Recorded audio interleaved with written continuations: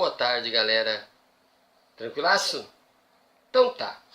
Eu estava dando uma observada neste livro aqui, né? Tipo Inimigo, do Leandro Aires França, que é o organizador.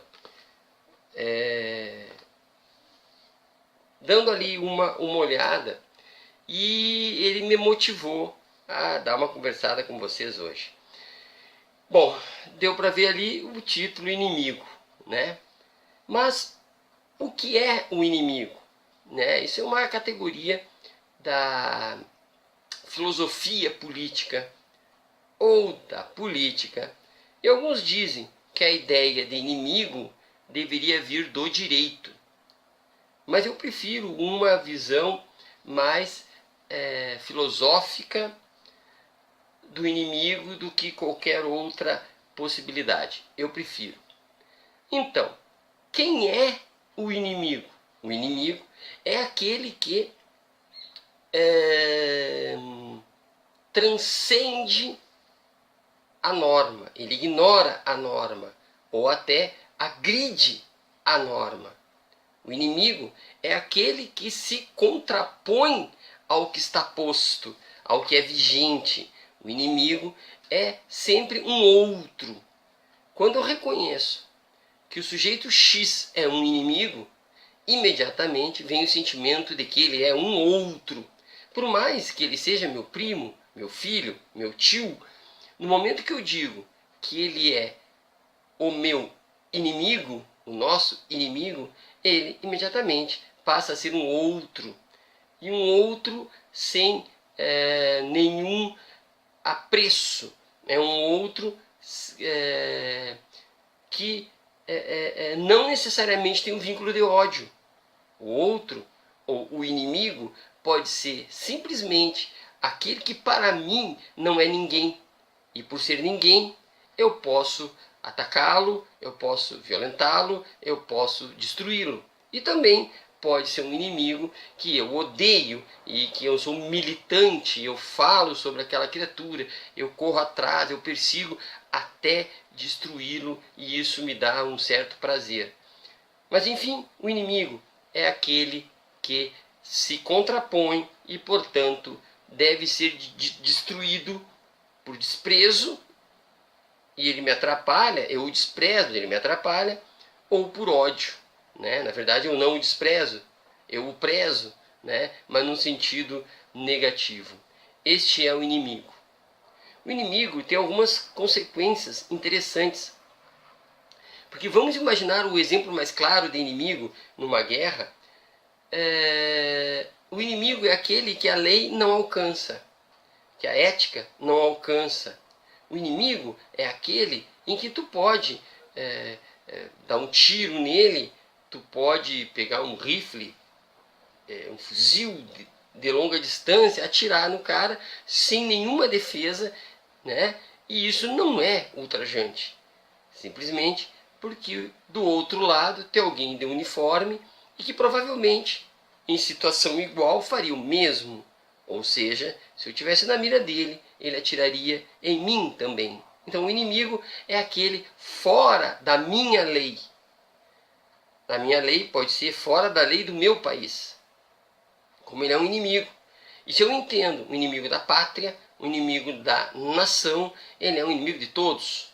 Ele é um inimigo de todos. E, portanto, todos estão acima da lei, ou nem acima nem abaixo, estão fora da lei, a ponto de poder atacar esta pessoa do outro lado, que é uma coisa, é algo tão diferente que pode ser eliminado, até porque é um perigo.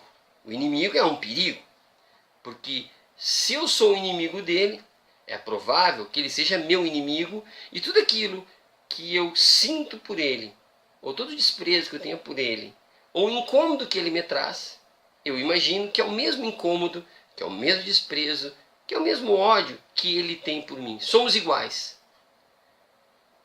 E por sermos iguais, é preciso que a lei se afaste, que a norma se afaste e eu possa agir preventivamente. Este é o inimigo.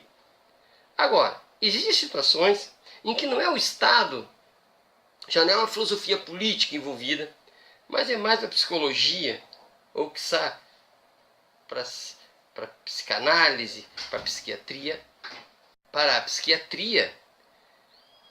que é a situação em que ele é meu inimigo, que eu reconheço não como inimigo para todos, mas ele é o meu inimigo e me gera medo.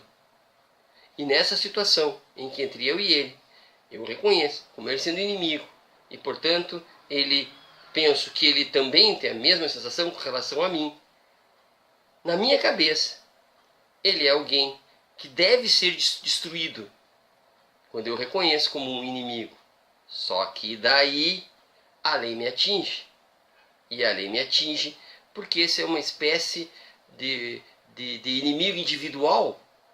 Então parece-me que atualmente, século XXI, se não séculos passados, né, se o inimigo é coletivo, ele fica fora da lei e, portanto, está liberado para que eu possa atingi-lo de qualquer forma, desde que ele esteja fardado, desde que ele seja identificado como agente do Estado estrangeiro, ele é meu inimigo identificado, mas excluir a questão individual. Ok? Exclui a questão individual.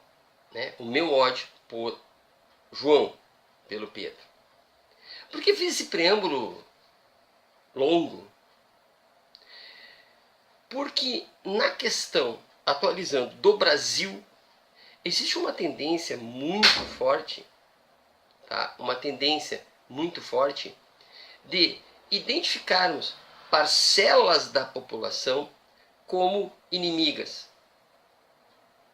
E, de certa forma, evoluiu o bandido, vou referir-me ao, abre aspas, bandido, essa parcela da população chamada bandido, eu entendi como meu inimigo pessoal.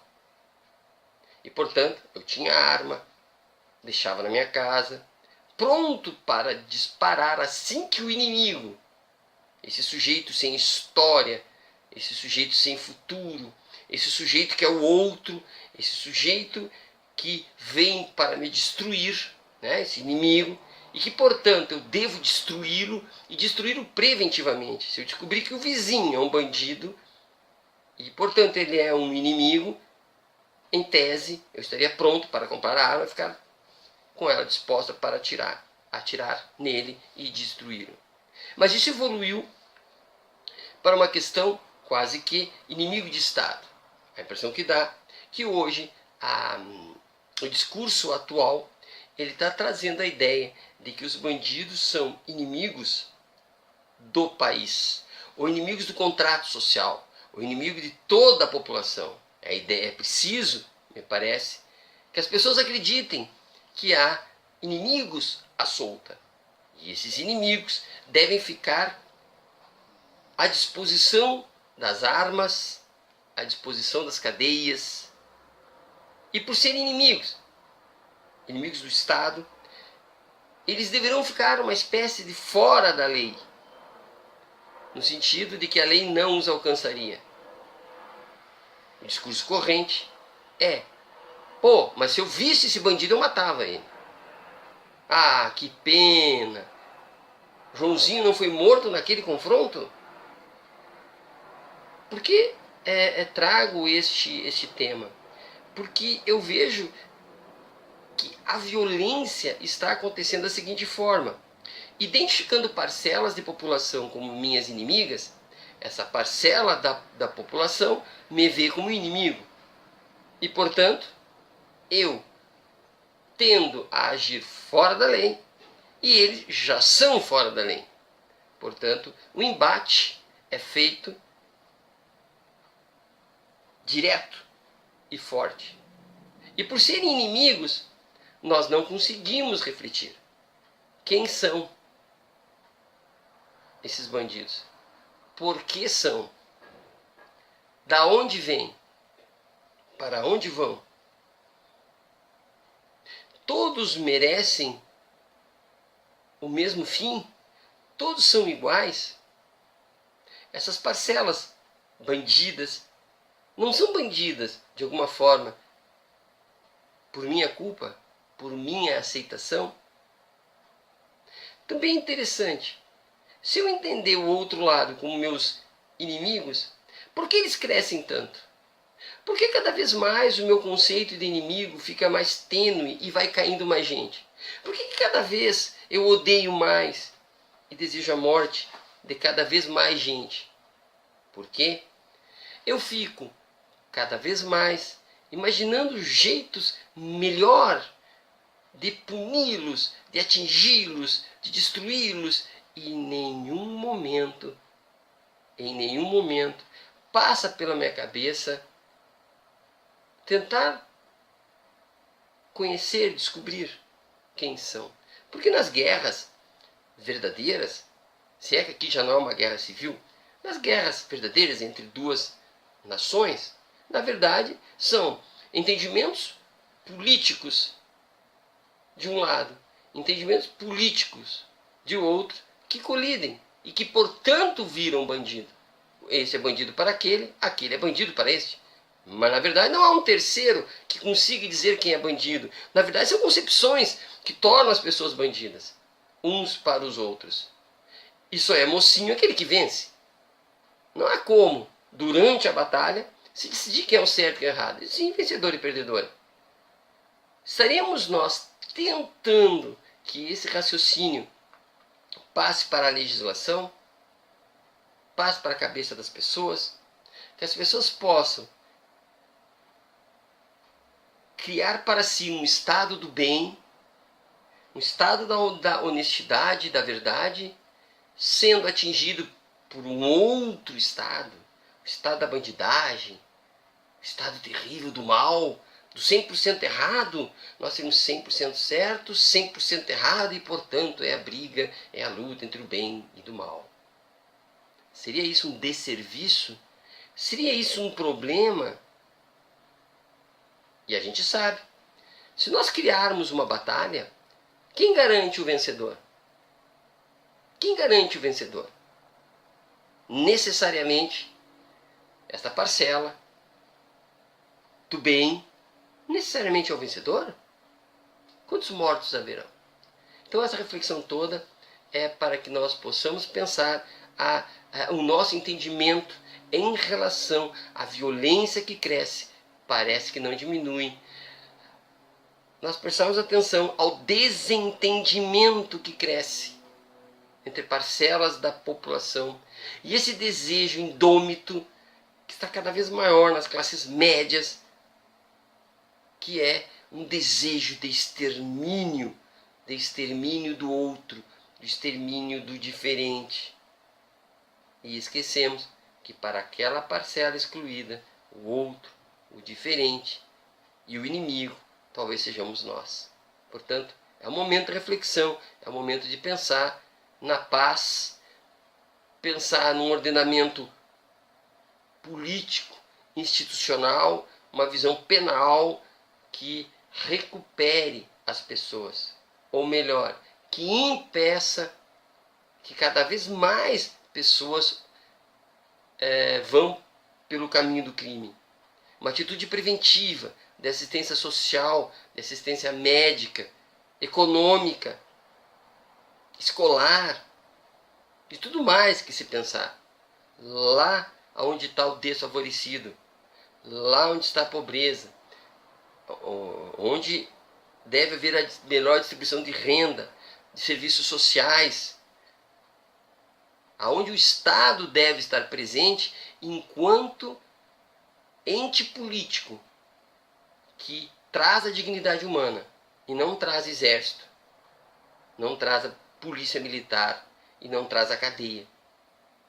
A cadeia deve ser exceção, mesmo para essa parcela da população, porque nós não podemos entender que há inimigos entre nossos irmãos, inimigos entre seres humanos, tanto quanto nós, brasileiros, quanto nós, mas que são socialmente tão desiguais. Fica a reflexão, um abraço.